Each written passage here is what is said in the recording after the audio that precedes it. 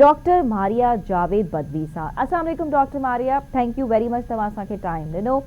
Already we are very proud of you. थोड़ो intro असां तव्हां पंहिंजे नाज़रीन खे ॿुधाए वठूं था ऐं पोइ वधीक तव्हांजो सफ़र असां तव्हांजे ज़बानी तव्हां खां पुछी वठूं था। तो नाज़रीन, डॉक्टर मारिया जावेद बदवी हिकु रिसर्चर आहिनि।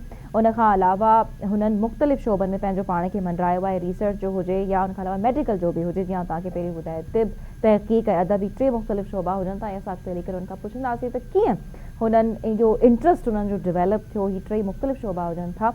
ऐं ॿिए पासे तव्हांखे असां हुननि जी हिकिड़ी वॾी अचीवमेंट ॿुधाईंदा हलूं था त रिसेंटली हिकिड़ी ज़बरदस्त डॉक्यूमेंट्री साम्हूं आई आहे। मुहाणनि जी ज़िंदगी ते ठहियल अवॉर्ड याफ़्ता डॉक्यूमेंट्री मोकलाणी में रिसर्चर तौरु डॉक्टर मारिया हिस्सो वरितो आहे। न सिर्फ़ु एतिरो, पर डॉक्टर मारिया जावेद तमामु घणा किताब बि लिखिया आहिनि ऐं उन खां अलावा नेशनल ऐं इंटरनेशनल पब्लिकेशन्स बि उन्हनि जूं मौजूदु आहिनि ऐं काफ़ी पेंडिंग में आहिनि, जेके उहे वेझड़ में शाया बि थींदियूं, पब्लिश बि थींदियूं पए। सो बहरहाल स्पेसिफिकली असां पहिरीं शुरूआति जेको आहे अवॉर्ड याफ़्ता डॉक्यूमेंट्री मोकलाणी ते ॻाल्हाईंदासीं। विलास मुहाणा से जेका global voices award at awards gala in Jackson, यानी उन्हनि खे ही अवॉर्ड बि मिली चुको आहे। सो डॉक्टर मारिया खां ई असीं शुरूआति करे वठूं था, उन्हनि जी ज़बानी पुछूं था त छा चवणु आहे उन्हनि जो।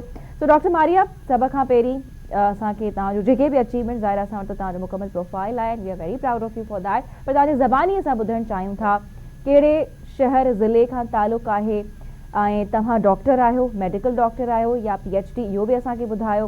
पोइ वरी डॉक्यूमेंट्री जी तरफ़ तव्हांजो सफ़र अचे थो, यूर अ रिसर्चर ऐं हुन में जेको तव्हांजो किरदारु आहे specifically you're a translator as well, content manager too. खोड़ सारा सवाल आहिनि, we are very excited to know. सो तव्हां ते आहे, तव्हां शुरूआति किथां कयो पिया प्लीज़। बिस्मिल्लाहिर्रहमानिर्रहीम। अस्सलाम वालेकुम to everyone, and I'm very thankful तव्हां मूंखे इहो प्लेटफॉर्म ॾिनो, you have invited me on, and my journey begins, I am basically from Shikarpur मां मुंहिंजो तालुक़ु आहे। मुंहिंजा ग्रैंडफादर ग्रेट ग्रैंडफादर शिकारपुर जा ई आहिनि। प्रोफेसर लुत्फुल्लाह बदवी जी परपोटी आहियां मां, एहसान बदवी जी पोटी आहियां। ऐं उन खां पोइ my career starts here in Karachi. I was born here, I was raised here. मुंहिंजी सेकेंडरी प्राइमरी एजुकेशन कराची जी आहे। I completed my bachelor's from Dow University. I've basically done BDS, and So you're a medical post doctor, सही, तव्हां graduation medical doctor आहियो, ठीक। Yes, I'm a ji. medical doctor. ऐं उन खां पोइ जेको आहे मां पंहिंजी MPhil कंप्लीट कई फ्रॉम LUMS जामशोरो।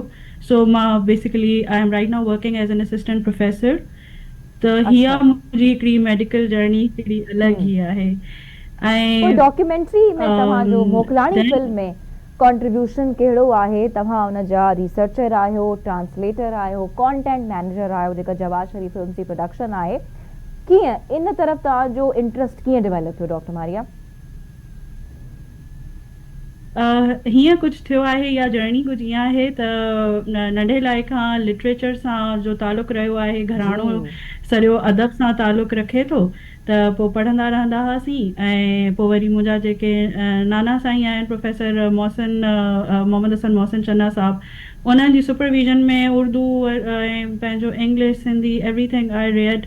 ऐं पोइ आहिस्ता आहिस्ता आहिस्ता there came across a project somehow Jawad Sharif साहब सां थी वई हिन ते प्रोजेक्ट ते collaboration as an researcher and content manager as well. असांजी टीम माशाल्लाह तमामु सुठी आहे, मोकलाणी टीम तमामु बहितरीनु टीम आहे।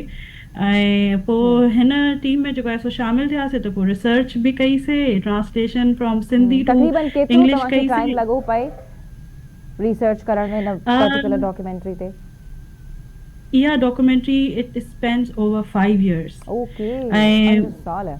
and yes, it is इहा इलाही जेको हिन टाइम कंज्यूम असांजो कयो आहे। पर we are proud of Mokalani ऐं we are very proud of it, because हिन डॉक्यूमेंट्री जेको आहे इहा पाकिस्तान जे लाइ हिकिड़ो प्राइड जो हिकिड़ो सबबु आहे। असां सभिनि जे लाइ हिकिड़ो प्राइड जो सबबु आहे जो मोकलाणी जेको आहे जैक्सन वाइल्ड अवॉर्ड विन कयो आहे, जेको इक्विवेलेंट टू ऑस्कर्स आहे।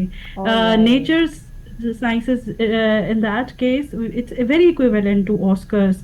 ऐं ही पहिरीं पाकिस्तानी डॉक्यूमेंट्री आहे जंहिं एतिरे वॾे प्लेटफॉर्म ते विन कयो आहे। हिन में 700 आवर्स हुया, जेके रिकॉर्डेड हुया ऐं पोइ असां हुनखे मतिलबु कट ऑफ करे करे ॾिसी एडिट करे अच्छा finally yes we created this documentary ऐं for पोइ जॾहिं all of ख़बर you. पई त हिन फिल्म खे ही अवॉर्ड मिलियो आहे that is equal to Oscars, त उन वक़्तु तव्हां केतिरो एक्साइटेड फील कयो ऐं छा महसूसु कयो पिए?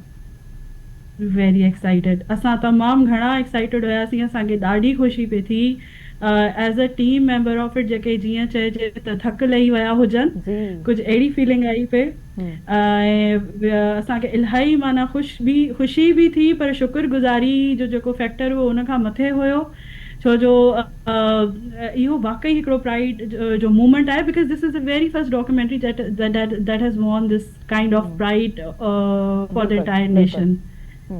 पर तरीक़ेकार छा हो? छा तव्हां फील्ड में वञी करे मुहाणनि सां बि इंटरेक्ट कयो पए?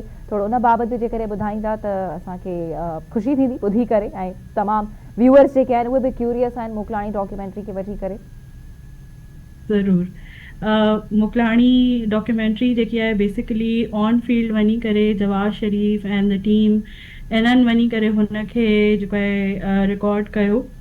मुंहिंजो सफ़र मोकलाणी में हुतां स्टार्ट थिए थो जॾहिं इहो रिकॉर्डेड मटीरियल अचे थो, छो जो मुंहिंजो बेसिकली कमु छा आहे त मूंखे ट्रांसलेट करिणो आहे. उहो जेतिरो कंटेंट रिकॉर्डेड आहे, मुहाणनि सां जेतिरो इंटरेक्शन थियो, उन सॼे इंटरेक्शन खे असांखे स्क्रूटनाइज़ करिणो त हाणे कहिड़ा मूवमेंट्स आहिनि जेके असां पंहिंजे व्यूअर्स खे जेको आहे सो प्रेज़ेंट कयूं. So there we start, my journey starts basically from there.